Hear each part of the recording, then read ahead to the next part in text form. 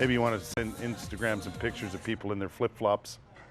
Dr. Martin Hayles is here. Martin, how are you? Good, yourself? Good, good. You're by trade a chiropodist. Yeah, is that correct? A chiropodist, yeah, absolutely. Is that how you say chiropodist? Yeah, chiropodist. You don't say chiropodist? No, chiropodist. Originally from the UK? I am indeed. And you've been here in Ottawa for a long time now. Quarter of a century. Is that right? Yeah, yeah. All right, what do you think of the flip-flop? Just love them. They keep me in business. Yes. That's what I can say. Because they're awful. They're terrible. Yes. They are the worst things for your feet that man has ever invented, I think. Pretty much.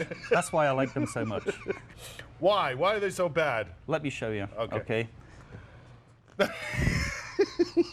That is why they're so bad. But everybody wears them. I know. There are places for them, right? Around the pool. Yeah. At the cottage. In the shower at the gym. In the shower at the gym, absolutely. But they're not street shoes, right? And that's the problem. Everybody's wearing them. A lot of people treat them as street shoes. I know there's my girlfriend in my house is guilty of using them all the time, right? Yeah.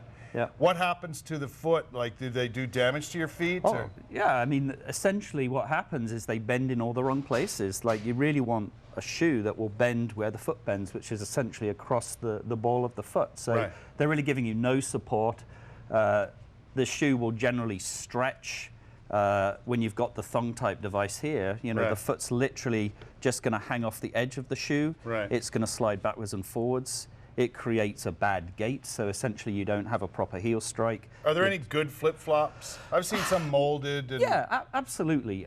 You know, if you really are sort of married to these things, you know, there are various companies like Author Hill and FitFlop that do some reasonable ones. And, you know, so it's not like I say don't wear FitFlops. It's the most important thing is use them at the right time, right? Is there an alternative in the form of a sandal that you like?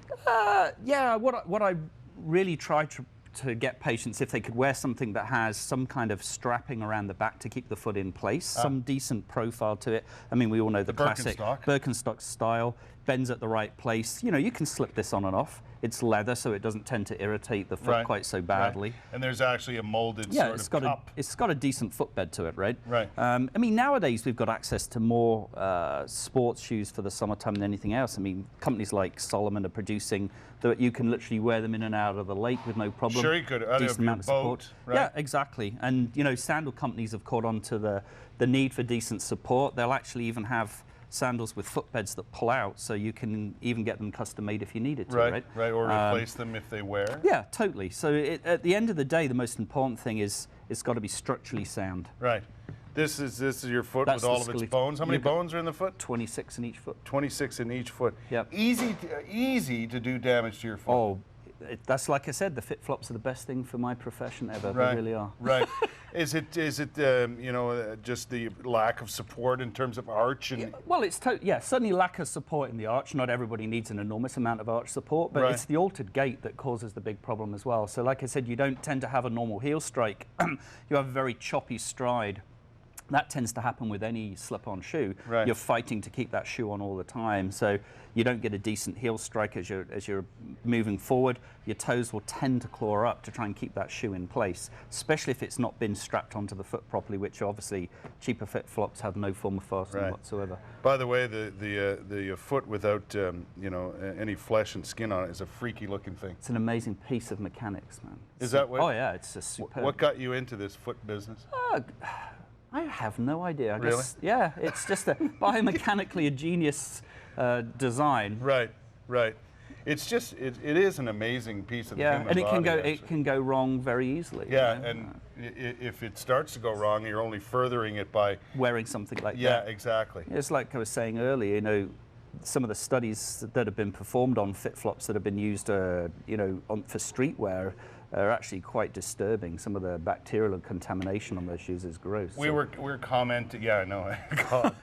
Well, you know, I was down at Blues Fest. Right. Yeah. And everywhere, like, hot as all get out, and you know, there were thunderstorms in the afternoon. Sure enough, there's a thunderstorm.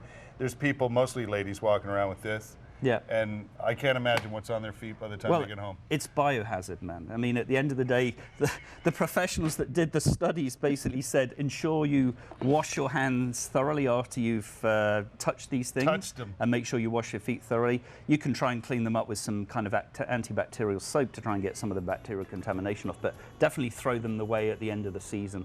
Dr. Martin Hayles is a foot doctor, a Chiropodist. Chiropodist. Correct. Now I know it. I've never known how to say that properly. Look at that. What an amazing piece of technology. Weird but cool.